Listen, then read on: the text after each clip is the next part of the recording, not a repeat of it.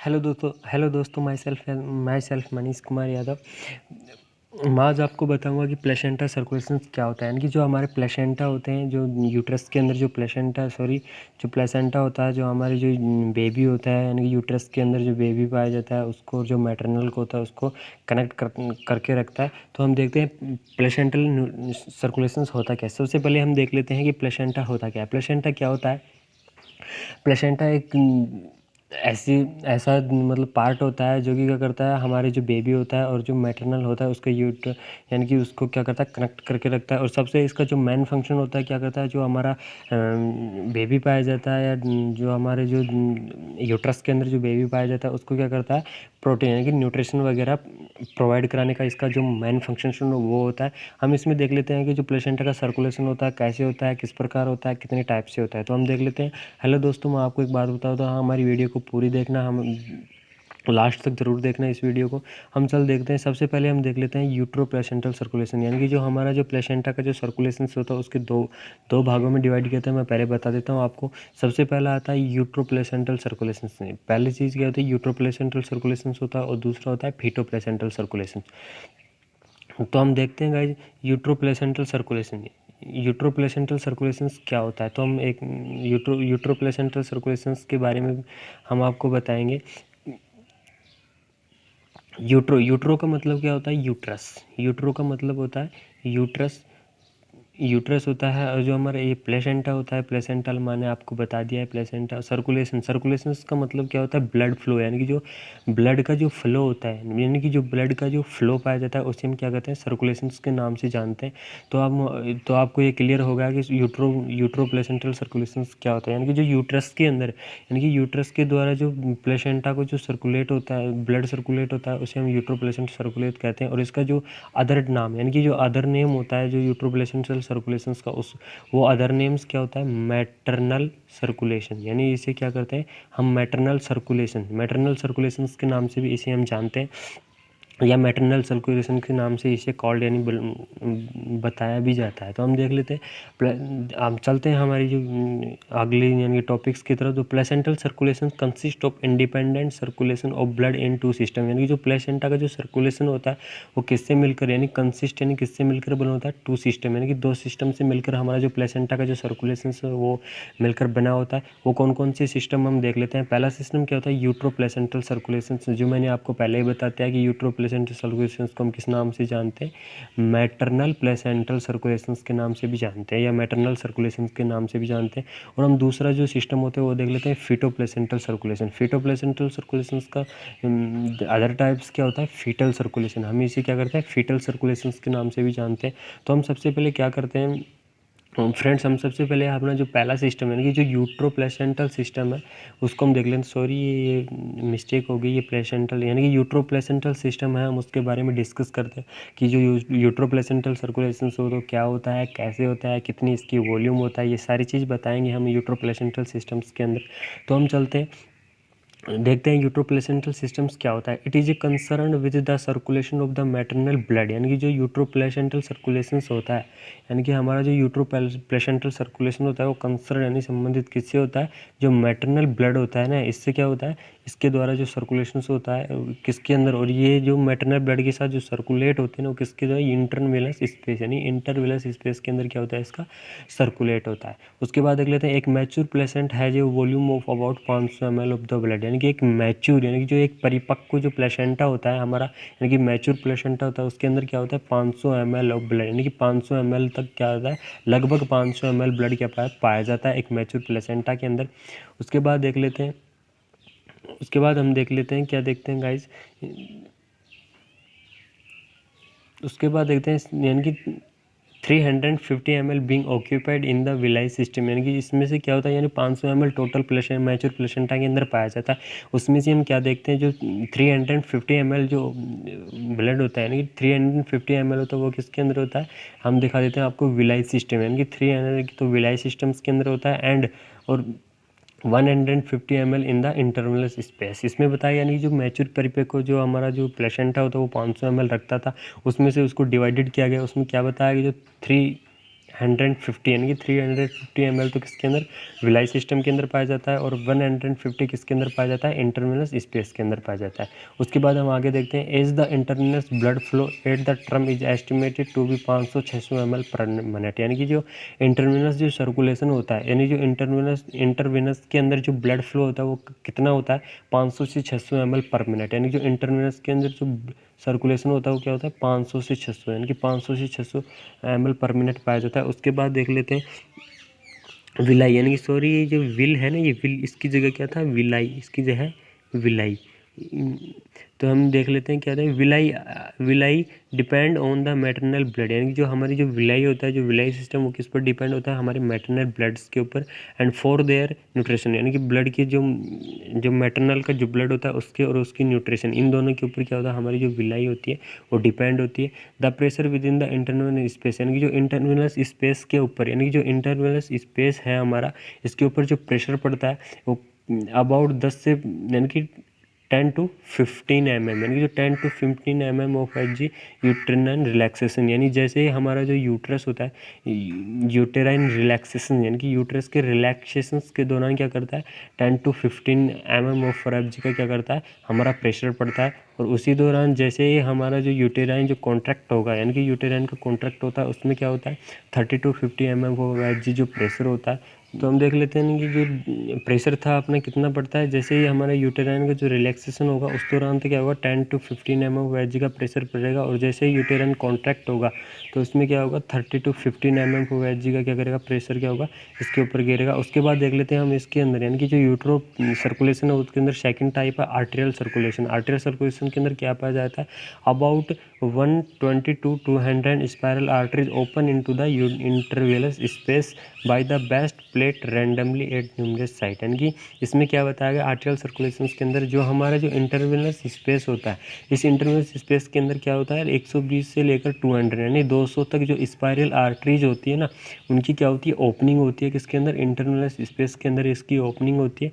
उसके बाद देख लेते हैं किसके द्वारा जो अपनी जो प्लेट्स होती है ना, जो रैंडमली जो प्लेट इनकी क्या है अनेक साइटों के द्वारा। उसके बाद देख लेते हैं normally there is a cytotrophoblast invasion into the spiral arteries, यानी कि इसके अंदर जो हमारी जो स्पायरल आर्टरीज होती हैं, यानी स्पायरल आर्टरीज होती हैं, इसके अंदर क्या होते हैं साइटोट्रोफोप्लास्ट इन्विजन, यानी कि साइटोट्रोफोप्लास्ट पाए जाते हैं। और उसके बाद initially up to the intradecidual portions within the 12 week of, यानी कि जो इसके अंदर इनिशियल यानी कि प्राथमिकली इसमें क्या होता है, जैसे ही हमारे 12 वीक यानी जो प्रेगनेंसी होती है हमारी, जैसे ही हमारी प्रेगनेंसी 12 वीक की होती है, इसमें क्या होता है इंट्रासेडियल पोर्शन, यानी कि इंट्रासेडियल पोर्शंस क्या होते हैं, इंट्रासेडियल पोर्शंस के साथ ये क्या करता है, आपने जो स्पायरल आर्टरीज होती हैं वो ओपन होती हैं। Not only the endothelium lining in the replaced, यानी कि इसमें क्या होता है, इस दौरान क्या होता है, जैसे ही यानी कि प्रेगनेंसी हमारी 12 वीक की कंप्लीट होती है, उस दौरान क्या होता है, not only the endothelium lining, यानी ओनली जो एंडोथेलियम की जो लाइनिंग थी, यानी कि एंडोथेलियम लाइनिंग रिप्लेस्ड, यानी कि जो एंडोथेलियम लाइनिंग रिप्लेस्ड नहीं होती बल्कि यानी लेकिन also the muscular elastic media is destroy, यानी कि जैसे ही एंडोथेलियम लाइनिंग रिप्लेस होने के साथ साथ क्या होगा, जो मस्कुलर जो इलास्टिक मीडिया होते हैं उनका भी क्या होता है, डेस्ट्रॉय हो जाता है और रिप्लेस्ड हो जाते हैं, किसके द्वारा, फिब्रिनोइड मैटरनल के द्वारा।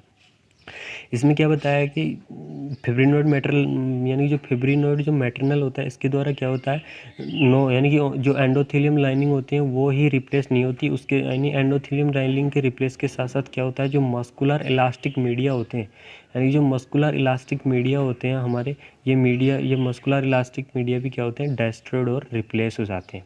उसके बाद देख लेते हैं the net effect is functioning of the arteries with reduce the pressure, यानी कि जो उसके बाद क्या देखते हैं, जो ये आर्टरीज होती हैं हमारी, ये क्या करते हैं, रिड्यूस कर देती है प्रेशर ऑफ ब्लड, जो ब्लड का जो प्रेशर होता है ना उसको रिड्यूस कर देते हैं।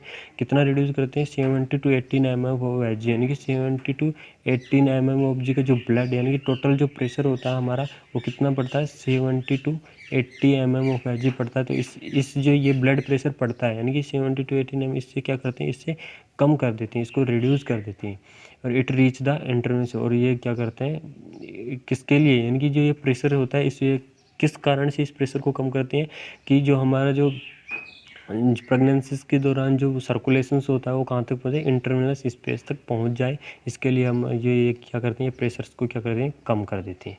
उसके बाद देख लेते हैं हम, उसके बाद इसका टॉपिक आता है यानी कि आर्टेरियल सर्कुलेशन के बाद आता है वेनस ड्रेनेज। यानी कि वेनस ड्रेनेज के अंदर क्या होता है, इसका वेनस ड्रेनेज आता है। इस वेनस ड्रेनेज के अंदर क्या होता है, द वेन्स ब्लड, यानी सॉरी ये वेन्स नहीं है, ये है VEIN, यानी कि वेन है, ये मिस्टेक हो गई लिखने में। यानी जो वेन्स होती है ना, veins blood of the internal space, यानी कि जो इंटरनल स्पेस की जो वेन्स होती है ना, वो drainage through the uterine when, यानी कि जो यूटरस की जो वेन होती है उनके द्वारा क्या करते हैं, ये ड्रेनेज हो जाते हैं। And which the basal plate randomly like the arteries, यानी कि इसके साथ बेसल प्लेट के अंदर। उसके बाद देख लेते हैं, ये तो सॉरी गाइस, ये मिस्टेक से लिखा था, ये वैज्ञानिक के नाम थे।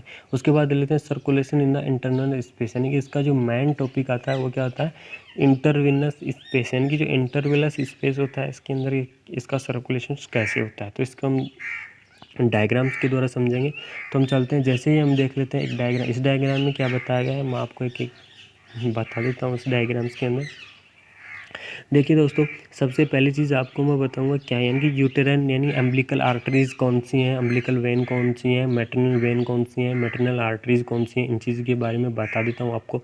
तो हम सबसे पहले मैं आपको बताता हूँ कि जो हमारी अम्बिलिकल आर्टरीज होती हैं, यानी अम्बिलिकल आर्टरीज कौन कौन सी, यानी कि जो ये रेड कलर वाली आपको दिख रही है, रेड बिल्कुल बीच में, ये तो क्या है, हमारी अम्बिलिकल आर्टरीज है। ओके गाइज, और अम्बिलिकल आर्टरीज के साथ साथ इसको बताते हैं, जो अम्बिलिकल आर्टरीज है, अम्बिलिकल आर्टरीज को पीएच है, अम्बिलिकल आर्टरीज की पीएच क्या होता है 7.3, यानी कि 7.3 इसकी क्या है, पीएच है।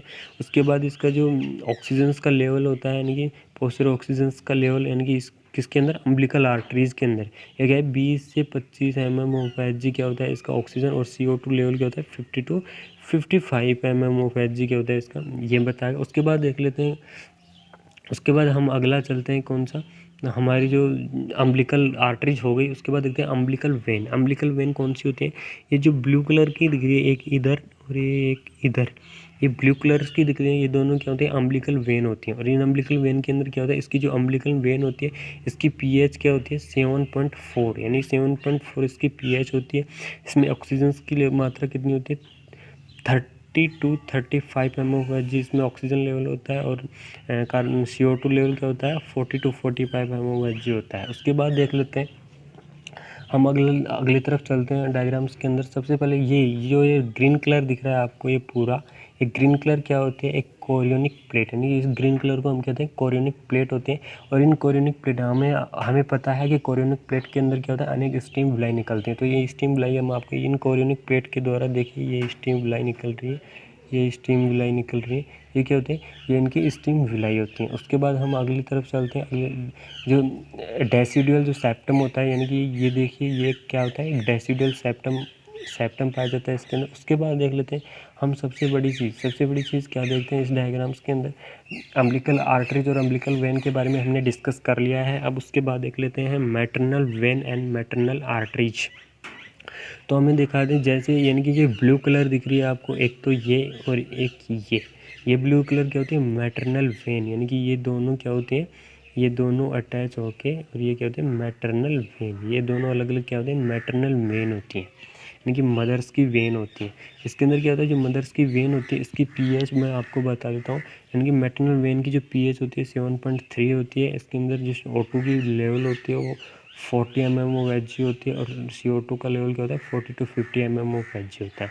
उसके बाद हम देख लेते हैं अगली चीज़ आती है मैटरनल आर्टरीज। मैटरनल वेन के बाद मैटरनल आर्टरीज आती है। मैटरनल आर्टरीज के अंदर क्या देखते हैं, ये देखिए इसे हम क्या कहते हैं मैटरनल आर्टरीज होते हैं, जो रेड कलर के, ये मैटरनल आर्टरीज होती है। तो हम मैटरनल आर्टरीज का पीएच देख लेते हैं, 7.4 मैटरनल आर्टरीज का पीएच है, और इसमें O2 का लेवल क्या होता है 100, यानी कि इसमें जो आर्टरीज होती है इसके अंदर O2 की लेवल ज़्यादा मात्रा में पाई जाती है, यानी कि 100 mmHg होती है।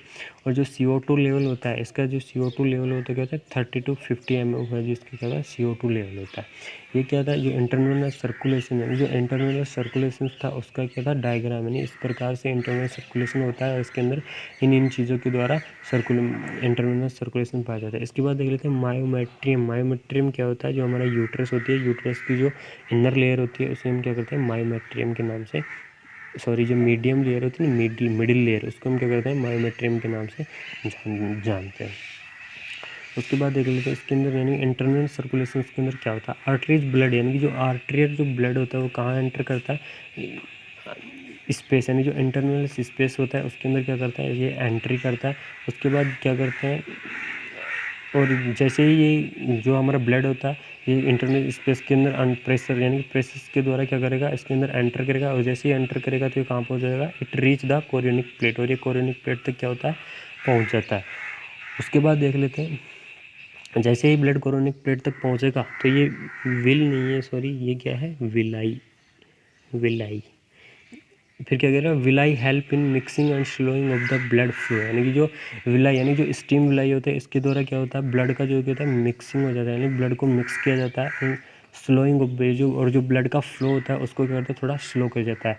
उसके बाद देख लेते हैं सम टाइम, यानी कि जो कुछ समय बाद क्या होता है, सेंशियल स्पोर्ट्स आर सेट, यानी कि जो एसेंशियल स्पोर्ट्स यानी एसेंशियल स्पोर्ट्स क्या होते हैं, यानी कि अर्लियर प्रेगनेंसी, यानी कि जो जैसे ही हमारी अर्लियर प्रेगनेंसी होती है तो अर्लियर प्रेगनेंसी के दौरान क्या होता है, जो डायबिटीज़ जो मेलाइटिस होते हैं ना, डायबिटीज़ मेलाइटिस का एक पार्ट है एसेंशियल स्पोर्ट्स, यानी कि डायबिटीज़ मेलाइटिस एसेंशियल स्पोर्ट्स पाए जाते हैं। वो क्या होते हैं, सेट हो जाते हैं किसके अंदर, इन द इंटरवेनस स्पेस, यानी इंटरवेनस जो सर्कुलेशंस होते हैं ना उसके अंदर क्या होता है, ये सेट हो जाते हैं, and carry through the maternal space. और जो ये हमारे एसेंशियल स्पोर्ट्स होते हैं वो किसके द्वारा कैरिड ले जाए जाते हैं, मैटरनल सर्कुलेशन, यानी कि मैटरनल सर्कुलेशंस के द्वारा क्या होता है, ये कैरिड किए जाते हैं।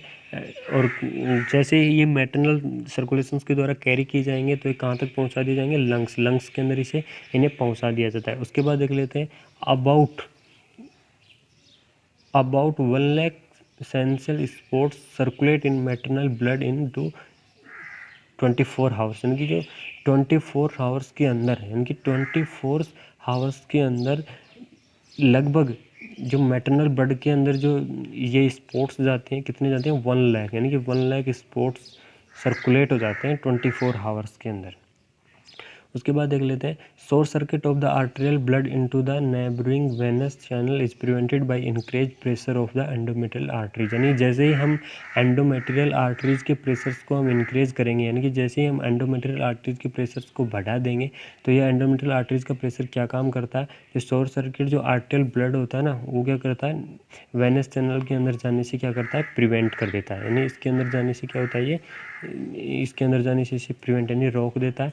उसके बाद देख लेते हैं driving the blood in just towards the chronic plate, उसके बाद जैसे ये इसको रोक देगा एंडोमेट्रियल आर्टरीज के प्रेशर्स को बढ़ाने के इसके अंदर, यानी कि वेनस के अंदर जाने से रोक देगा तो ये ब्लड फ्लो यानी जो हमारा ब्लड फ्लो किसकी तरफ जाएगा, कोरियोनिक प्लेट, यानी कि टुवार्ड्स द कोरियोनिक प्लेट। ये कोरियोनिक प्लेट की तरफ क्या करेगा, ड्राइविंग करेगा, और जैसे ये कोरियोनिक प्लेट की तरफ ड्राइविंग करेगा तो क्या होगा, जो यूटेराइन और जो कॉन्ट्रैक्शन और रिलैक्सेशन होंगे। तो देख लेते हैं आगे यूटेराइन ड्यूरिंग यूटेराइन कॉन्ट्रैक्शंस, यानी जैसे ही यूटेराइन का कॉन्ट्रैक्ट होगा, जैसे ही यूटेराइन कॉन्ट्रैक्ट होगा तो क्या करेगा, the vein are occluded but the artery blood is forced into the internal space, जैसे ही हमारा जो यूटेराइन का कॉन्ट्रैक्ट होगा तो हमारे जो आर्टरियल ब्लड है उसको ज़बरदस्ती यानी कि फोर्स्ड करके इसके अंदर इंटरनल स्पेस के अंदर क्या कर दिया जाता है, भेज दिया जाता है। वाइल जबकि यूटेराइन रिलैक्सेशन यानी कि जैसे ही हमारा यूटेराइन क्या होगा, रिलैक्स होगा तो फैसिलिटेटेड वेनस ड्रेनेज, तो क्या होगा, फैसिलिटेड क्या होगा, वेनस ड्रेनेज का फैसिलिटेट होगा। उसके बाद क्या होगा, ड्यूरिंग कॉन्ट्रैक्शन यानी कि ड्यूरिंग कॉन्ट्रैक्शन, जैसे ही हमारा जो यूटेराइन है वो कॉन्ट्रैक्ट होता है तो कॉन्ट्रैक्शन के दौरान क्या होगा, volume of blood is available for exchange even through the rate flow is decrease, यानी जो ब्लड की जो वॉल्यूम होती है वो किसके लिए, एक्सचेंज, यानी कि जो हमारे O2 CO2 वगैरह को एक्सचेंज करने के लिए क्या होती है, अवेलेबल होती है। और इस जो ये रेट फ्लो यानी कि जो इसकी जो ब्लड की जो फ्लो की जो रेट होती है वो क्या होती है, डिक्रीज होती है, मतलब घटती चली जाती है।